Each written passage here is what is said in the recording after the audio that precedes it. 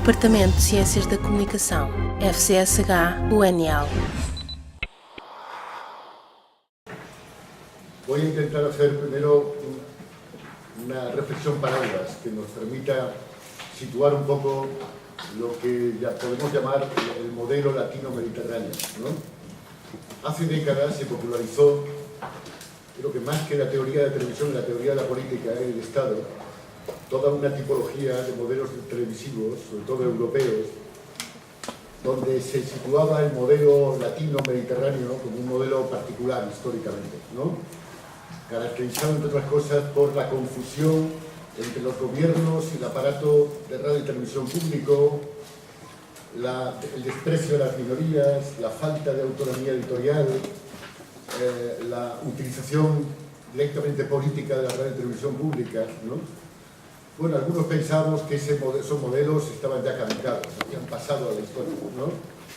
Pero si uno analiza lo que ha ocurrido en los últimos 20 años, en Francia, en Italia, siento mucho en Portugal, en España, puede encontrarse con que realmente esos modelos sigan actuando, una especie de maldición mediterránea, ¿no? Quiero decir con esto que aparentemente el discurso de los estados y los gobiernos se ha modernizado. Hablan ya de la televisión, de las industrias culturales, ahora mucho de las industrias creativas, como gran locomotora del crecimiento, del empleo, de la economía, como ese nuevo motor de la economía del conocimiento. Sabemos también mucha experiencia del servicio público en toda Europa. Yo me remitiría a los estudios del Consejo de Europa. El estudio de Christian Nielsen del año 2006 sigue siendo enormemente válido. La gobernanza, principios de buena gobernanza, de buena financiación pública, de contratos programa de servicio público, adaptación a la sociedad de información. Me remitiría a los documentos del Observatorio Audiovisual Europeo. IDIS Plus ha publicado estudios magníficos sobre toda la adaptación del servicio público a la era digital, a los servicios online, su necesidad vital para la sociedad de información, sus condiciones para realmente tener un impacto en la sociedad europea. Sabemos todo, no hay ninguna posibilidad de alegar la ignorancia. Bien, pues con todo esto, en los últimos, yo diría por lo menos 15-20 años, nos encontramos con una experiencia peculiar, ¿no? En los países mediterráneos, latinos, se han dado a veces pasos hacia adelante, pero generalmente seguidos de pasos atrás, ¿no? Y a veces es un paso adelante y dos atrás, en procesos de regresión histórica verdaderamente peregrinos que demuestran que los partidos y los gobiernos de nuestros países siguen teniendo el reflejo de ver a la radio y televisión, y en particular a la pública, como puro instrumento para elecciones, para la política en directo, que no han sabido concienciarse siquiera en entender el elemento vital que eso significa para la cultura, para la economía, para la imagen de un país, para la participación ciudadana también, en su doble cara la televisión, de pluralismo democrático, de cohesión social y de economía y de crecimiento. Se podrían mencionar muchos datos, ¿no? No voy a entrar en el tema italiano, donde hay expertos aquí muy buenos, o en el tema portugués que ustedes conocen. En el caso francés podríamos ver el modelo Berlusconi, el modelo Sarkozy, donde aprovecha la reforma del Estado para recuperar el poder de controlar y nombrar, ¿no? Según el viejo adagio de que el que paga manda. Solo que el que paga en este caso no es el gobierno, es el Estado, somos los ciudadanos, ¿no? Ahí tenemos todo un despliegue verdaderamente patético, ¿no? Yo no diría que la Unión Europea tiene una total coherencia. Habría que destacar que también la Unión Europea, la Comisión de Bruselas, tiene notables incoherencias, ¿no? Por ejemplo, el hecho de propulsar la Estrategia 2010 y sobre todo Europa 2020, un gran plan de industrias creativas, de industrias culturales, la Europa del conocimiento, donde el servicio público prácticamente no existe.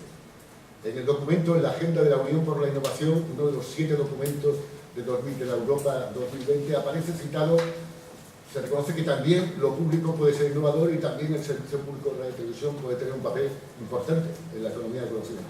Fuera de eso, prácticamente está desaparecido. Es un poco peregrino y contradictorio porque con ese lema permanente de la Europa del conocimiento, Se lanza ahora recientemente un gran plan también, Europa Creativa, que está en debate en el Parlamento, donde efectivamente se incrementa notablemente la dotación presupuestaria para el programa Cultura y para el programa Media. Una parte queda ambiguo, no sabemos para qué creatividad irá, ¿no?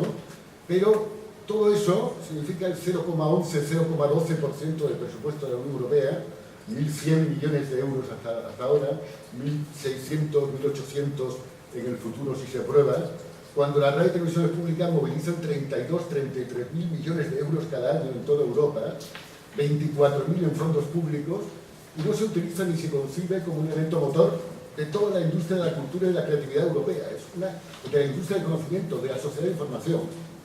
Así que hay contradicciones en todas partes. Yendo al caso español, yo se lo brindo como un escaparate precioso de esas contradicciones, ¿no? De ese paso adelante y 1 o 2 atrás, depende de los gobiernos. Primero, como ustedes saben, una radiotelevisión estatal que compartimos con Portugal, de dictadura, donde no se podía hablar, no existía el concepto de servicio público, instrumento puro de control y propaganda, hasta la transición democrática española, desgraciadamente más tardía que la portuguesa. Hasta el año 80 no hay la primera ley sobre la televisión en España, de la historia, porque no hacía falta, antes era puro aparato de régimen. En el año 80 se calca un modelo prácticamente que viene del franquismo. Los gobiernos controlan por mayoría, nombran al director general nombra toda la cúpula, el Consejo de Administración nombrado por el Parlamento pero no tiene competencias, la financiación, todo publicidad, todo comercial. Hay un modelo completamente heredado del franquismo, absolutamente predemocrático, es decir, en la radio y televisión pública no se hace la transición democrática y no se hace de forma sistemática durante otros 30 años prácticamente, hasta que la aparición de la competencia privada empieza a poner en quiebra, en crisis brutal, ¿no? Tanto el modelo político como el modelo económico, ¿no? Políticamente los directores generales nombrados por 4 años van cambiando cada año y poco según los planes, los cambios de humor de los gobiernos. Nunca se aprueba un plan estratégico porque no da tiempo. La financiación comienza a ser deficitaria y el Estado oculta la deuda de Radio y Televisión Española hasta llegar en 2004 a 7.500 millones de euros de deuda acumulada. Si el Estado español lo confesaba, teníamos que salir del euro porque volver a la peseta porque superábamos el déficit previsto. En definitiva, en 2004 la situación era absolutamente insoportable, de quiebra. Infelizmente, el gobierno socialista de Rodríguez Zapatero crea una comisión, se realiza un informe y hace una reforma legal emblemática que por primera vez realiza la transición democrática del servicio público en España, promete también realizar esa transición al conjunto del sistema audiovisual, crear una autoridad audiovisual que nunca se había generado en España, crear una ley audiovisual que organizara el conjunto del sistema público-privado. Bueno, el hecho es que se hizo solo la primera pieza, la reforma de Radio y Televisión Española, se creó una nueva corporación, homologada al modelo europeo occidental, nombrado presidente por 2/3 por el Parlamento, igualmente el Consejo de Administración, con autonomía editorial, con limitación de los ingresos publicitarios muy fuerte para que el dinero público fuera mayoritario en la financiación del servicio público, con un mandato marco de contratos por rama, detallado de misiones, aprobado por el Parlamento, un modelo perfectamente homologable al de Europa Occidental. El gobierno, casualmente en 2006, se le olvida el resto de los elementos de la reforma. Se le olvida mandar la ley de comunicación audiovisual al Parlamento. En 3 kilómetros desde el gobierno al Parlamento se pierde. Se le olvida crear la autoridad audiovisual, que también se pierde el proyecto. Y hay todo un stop, un parón de la reforma hasta 2009-2010. ¿Qué ha ocurrido mientras tanto? Pues un desarrollo espectacular de los lobbies mediáticos en paralelo con la crisis económica desde 2008 o 2007, que acrecientan su poder y con los cuales al final el gobierno pacta. En 2009, curiosamente, hay una reforma de Radio y Televisión Española del modelo financiero calcado del modelo Sarkozy, importado de un gobierno de derecha, que elimina la publicidad y crea una situación financiera insostenible para la Radio y Televisión Española.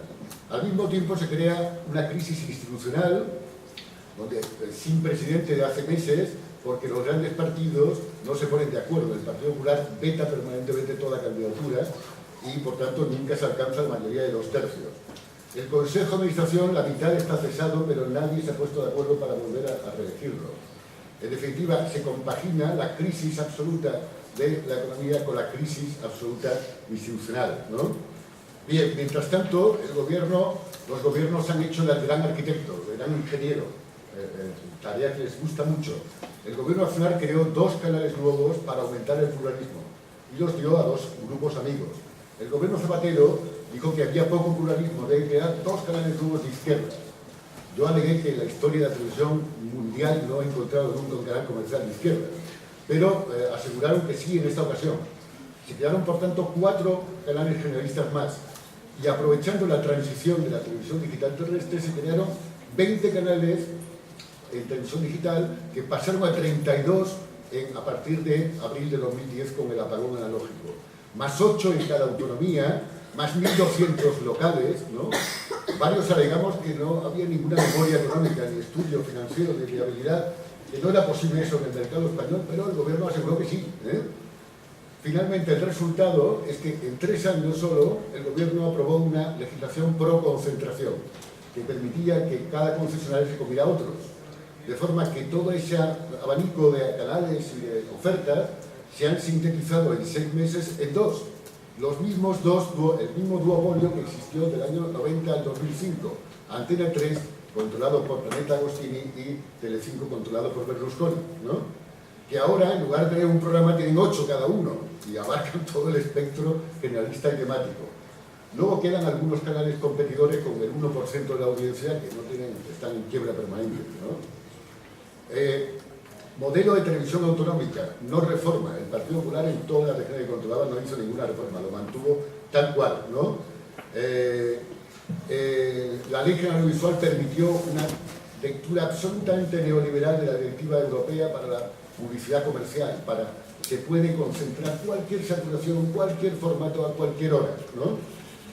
La ley creó un consejo audiovisual de medios estatales, pero los partidos no se pusieron de acuerdo en generarlo, en nombrarlo. Por tanto, seguimos sin autoridad audiovisual independiente, el único país de la Europa de los 27 que carece de ello, ¿no? Bien, el resultado ha sido, en el año y medio, que la televisión española tiene una crisis financiera muy notable, las tasas que deben pagar las cadenas privadas llegan tarde y mal, y por tanto hay permanentes pleitos ante los tribunales. Televisión Española empieza a acumular déficit, se encuentra sin presidente, con un consejo de administración a la mitad cesado, por tanto sin capacidad de reacción, ¿no? Y al mismo tiempo ha habido un proceso similar en la televisión regional pública. Antelange hablaba antes del déficit brutal de casi 1.500 millones de euros de los canales autonómicos concentrados en 2-3 regiones, ¿no? Llega el Partido Popular, ¿no? Y nos encontramos con sorpresa. Hace un año, para preanunciar su actuación, cuando el Partido Popular todavía estaba en la oposición, anunció de forma imprevista, cuando no tenía responsabilidades el gobierno, que se debía recortar 200 millones de euros a Televisión Española. No explicaron por qué eran 200, no 305, ni 120, simplemente propusieron 200. Además, casualmente, en los mismos días comenzaron una campaña contra la independencia de los informativos de Televisión Española, regida por un estatuto, por un consejo de redacción elegido por 1.000 y pico trabajadores, y el PP decía que no era neutral, estaba manipulado, tenía una permanente agresividad contra el Partido Popular y la derecha. Fueron en paralelo la propuesta de recortes con las críticas brutales a los informativos. Bien, al filo de las elecciones todavía, los consejeros del Partido Popular hicieron una propuesta inocente. ¿Por qué los consejeros que no tienen funciones no estaría mal que pudieran acceder por internet, por intranet, a los servicios informativos que van realizando los redactores? Porque sería inocente simplemente para saber cómo trabajan, ¿no? Hubo una reacción formidable de la sociedad española y tuvieron que pedir perdón y pedir excusas, etc. Siguieron acusando a la Televisión Española de manipulación en las elecciones regionales, en las elecciones generales de 2011, y finalmente llegan al poder. En la primera semana de gobierno anuncian un recorte de 204 millones, 38% de la subvención del Estado a la Televisión Española. y al mismo tiempo insinúan la necesidad de que el director de informativos cese, dimita y se vaya para poder nombrarlo. Se niegan, antes se habían negado que hubiera debates electorales en televisión española, reclaman la privatización de toda la televisión regional autonómica, proponen candidatos ad hoc para el presidente y director general de la televisión española, y como la oposición socialista sobre todo no llega a un acuerdo, pues toman una decisión más rápida todavía. Cambia la Ley General de Audiovisual y establecen que en lugar de 2/3 para nombrar al presidente, basta con mayoría simple. En lugar de 2/3 para nombrar el Consejo de Administración, basta con mayoría simple. Y además, los 204 millones deben aplicarse de forma inmediata en el presupuesto de 2012, aunque todavía no haya ni dirección general ni presidencia de la corporación. Al mismo tiempo aprueba una reforma de la ley audiovisual que permite que cada gobierno autonómico pueda privatizar, externalizar, vender, subastar, subvencionar cualquier cosa al servicio público, siempre alegando, por supuesto, la crisis económica, ¿no? En definitiva, bueno, también anuncian como gran logro que no habrá consejo audiovisual, porque la crisis económica lo impide, pero tampoco habrá regulador independiente en materia de telecomunicaciones, ni de energía, ni de prácticamente ningún campo. Lo va a absorber una nueva autoridad que se llama Autoridad del Mercado de la Competencia, que va a absorber todos los organismos reguladores, salvo por supuesto los financieros, incluyendo la autoridad audiovisual, pero para ahorrar costes, pero todas esas funciones importantes, sobre todo la autoridad audiovisual, vuelven al gobierno. El Ministerio de Industria y Presidencia del Gobierno decidirán a partir de ahora qué hacer en materia de violación de la programación infantil, los problemas éticos, los problemas de cuotas europeas, de producción violenta, de todo.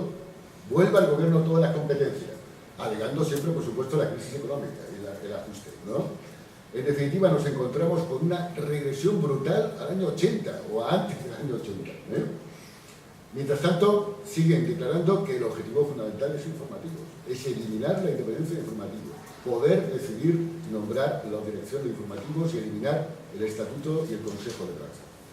Bien, mientras tanto el resto, el mercado privado está perfectamente salvaje, imponiendo crecimiento de tarifas del 30% a veces anual como en 2010. Los grandes anunciantes, los mayores anunciantes de España intentan rebelarse contra el duopolio y no pueden porque hay una oferta absolutamente incontrolada. Es decir, nos encontramos una situación absolutamente de quiebra, pero no del servicio público, del sistema audiovisual completo, ¿no? Los canales temáticos están siendo alquilados a las majors, ya hay 13 alquilados a las majors a bajo coste para poner sus librerías de programas de hace 30, 40 años, ¿no? Ya tenemos casi todas las majors con canales temáticos en España. Por supuesto, no hay un desarrollo del mercado de publicidad de canales temáticos porque no son temáticos, son generalistas, ¿no? Hay cadenas como Antena 3 que simultanean la publicidad en los canales generalistas y los temáticos. Suman las cuotas de share de todos los canales, desmintiendo toda la teoría de la publicidad y de la interactividad. En definitiva, han conseguido el milagro de anular la televisión local. No existe, los 1.200 canales no emiten. Los que emiten son ilegales. Eliminar la publicidad regional. La televisión privada regional no existe, ha quebrado los intentos. La televisión autonómica está en quiebra y debe una deuda enorme sin reforma democrática. El mercado privado está hiperconcentrado como nunca y el mercado público está en quiebra total, el servicio público. Todo eso en medio de una enorme retórica oficial sobre la necesidad de apoyar la creatividad, la industria cultural, la imagen de marca de España, los emprendedores creativos desde la cultura. Hay una distancia kilométrica entre el discurso y la realidad. Y cada vez más la realidad, el discurso se ajusta a la realidad, no al contrario.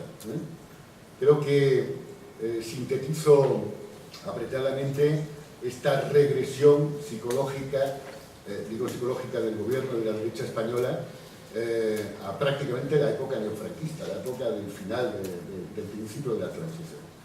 Bueno, yo creo que tenemos que hacer todos una reflexión en nuestros países, una reflexión en debate social, y plantearnos por de una vez, la televisión y la radio como una gran industria cultural, como la mayor que existe también en Internet y en servicios online, como el núcleo vital del futuro para la defensa de la cultura, de la información y la democracia, pero también de la economía de nuestros países. Y tenemos que obligar a los partidos o los gobiernos a que tomen en serio esa realidad y a que no sigan jugando con la radio y televisión pública. Muchas gracias.